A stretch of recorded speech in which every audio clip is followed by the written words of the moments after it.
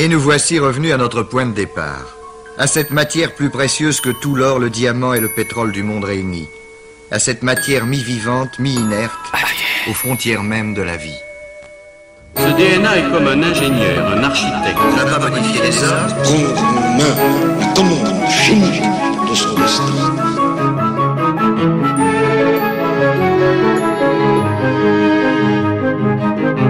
Je suis votre père.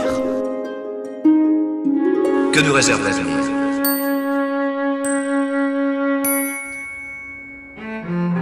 Au point où j'en suis, plus rien ne m'étonne. C'est comme si tout avait été prévu depuis le départ. Quitter le lab, rencontrer le docteur Lemort, mon retour ici, ma rencontre avec Alice et Peter, et maintenant... Ah, mon père... Bon, un hologramme de mon père, mais quand même... Papa ? Mais qu'est-ce que tu fais là? C'est quoi cette histoire d'antidote? Oliver, je te rappelle qu'il ne s'agit que d'un enregistrement holographique. Ça ne sert à rien de t'adresser directement à moi. Non, mais comment tu sais d'abord Si que... j'étais pas là pour ouvrir ce laboratoire, c'est que les choses ne se sont pas déroulées comme je l'avais prévu. Je le savais, je le savais, il avait dit qu'il revenait bien bientôt, je t'avais dit Alice. T'avais raison, tonton. Je réalise cet enregistrement le 8 janvier 2060. Je vais devoir faire un choix terrible. Et vous ne pouvez pas savoir à quel point je m'en veux par avance. Nous avons cru être des dieux. Nous avons pensé pouvoir trouver une solution à toutes les maladies. Génétique, cancer, microbienne, mais surtout au vieillissement. Au vieillissement? Pour beaucoup de mes confrères, le vieillissement était une maladie comme une autre. Nous en connaissions les symptômes, mais nous ne savions pas exactement comment les traiter. Ou plutôt, nous n'y arrivions pas encore. Waouh, j'hésite entre savant fou et génie. Tu vas pas nous annoncer que t'as trouvé la solution. Mais ça, c'était avant que nous nous penchions sur le problème. J'ai regroupé une équipe de scientifiques dans ces locaux. Certains pensaient pouvoir soigner le vieillissement. D'autres qui pensaient que c'était impossible, et même certains qui s'y opposaient farouchement.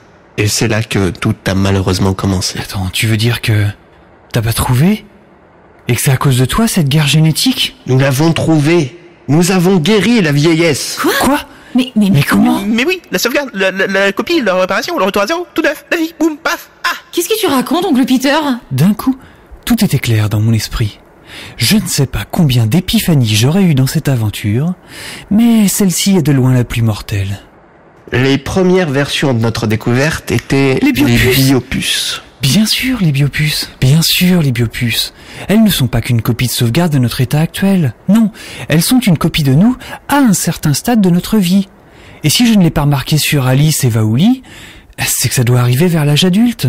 Ça expliquerait l'impression que j'avais avec oncle Peter.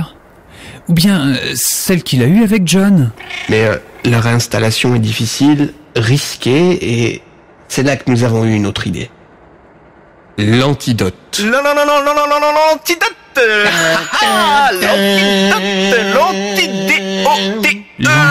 L'anti-D-O-T-E. L'antidégénérescence des organismes terrestres évolués.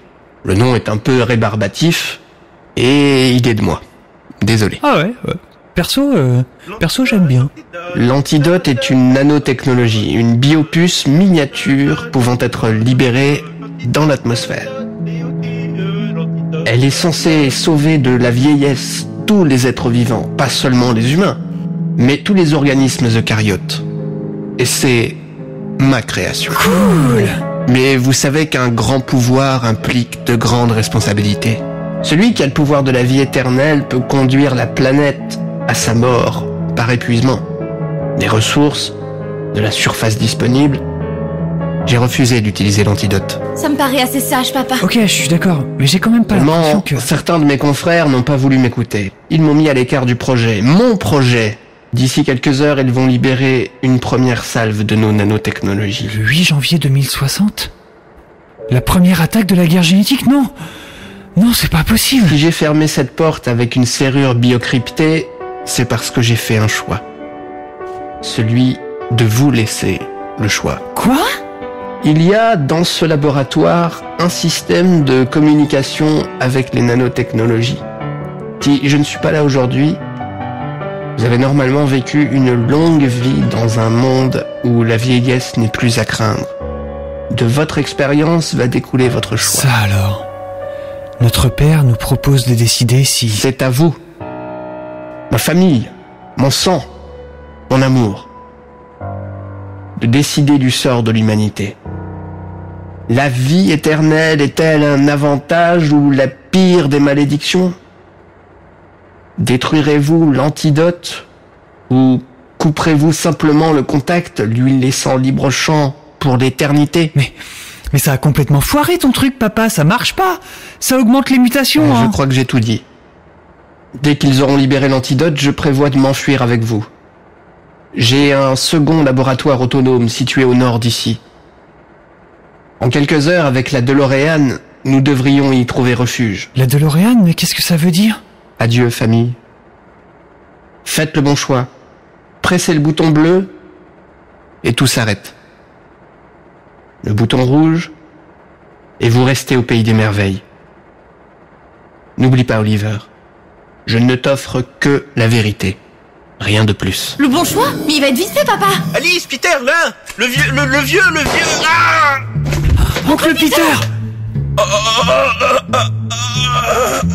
Vous ne pensiez tout de même pas que cette voiture ridicule m'appartenait, Oliver? Ou bien êtes-vous aussi naïf que l'était votre père? Alors, c'est ici que le grand choix va se faire. Bien, prenons le temps de la réflexion alors.